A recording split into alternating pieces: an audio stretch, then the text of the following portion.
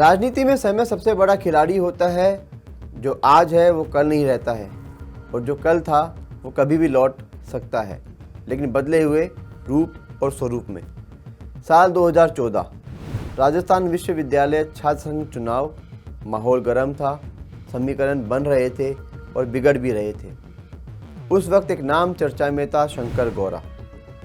ABVP के ticket पर अध्यक्ष पद के उम्मीदवार के रूप में मैदान में उतरे शंकर गौरा पूरे दमखम के साथ चुनाव लड़ रहे थे। युवाओं में पकड़ भी थी, संगठन का समर्थन भी था, लेकिन राजनीति सिर्फ सामने से नहीं खेली जाती, कई चालें पर्दे के पीछे भी चलती हैं।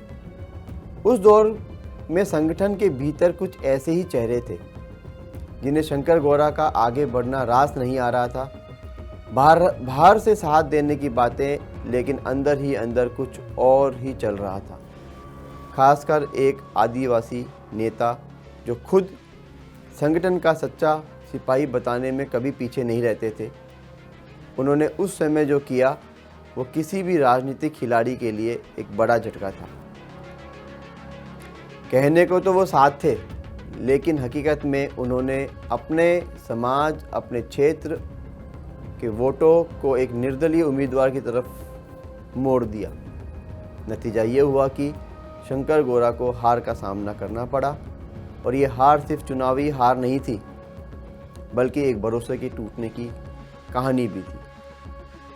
चर्चाएं तो यहाँ तक चल रही हैं कि जब से इस नेता ने छात्र संगठन में कदम रखा 2014 के बाद, आज तक राजस्थान यूनिवर्सिटी में एबीवीपी का कोई अध्यक्ष चुनकर नहीं आया।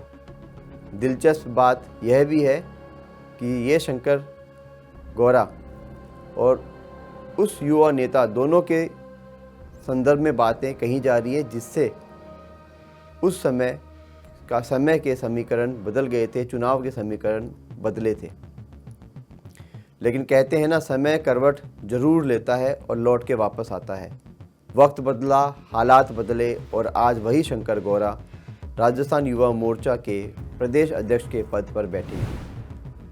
जहां कभी वो छात्र राजनीति में संघर्ष कर रहे थे, आज वो प्रदेश की युवा राजनीति का बड़ा चेहरा बन चुके हैं। और अब कहानी में आता है दिलचस्प मोड़। वही आदिवासी नेता जिसने कभी अंदर ही अंदर शंकर गौरा को हराने की रणनीति बनाई थी, आज खुद शंकर गौरा की टीम में शामिल होने के लिए बेताब है। दिन रात एक कर रहे हैं, दिल्ली के चक्कर लगा रहे हैं। कहते हैं 5 से 7 बार राजधानी की दौड़ लगा चुके हैं। इतना ही नहीं, पाली में संघ के एक प्रभावशाली व्यक्ति को भी साधने की कोशिश में कोई कमी कसर नहीं छोड़ रहे। ये वही राजनीति है जहां कल के विरोधी आज के सहयोगी बनने के लिए तैयार खड़े होते हैं। लेकिन अब समय बदल चुका है, परिस्थितियां भी बदल चुकी हैं, और सबसे अहम बात है कि अब फैसला शंकर गौरा के हाथ में है, क्योंकि अब शंकर गौरा भी बदल चुका है।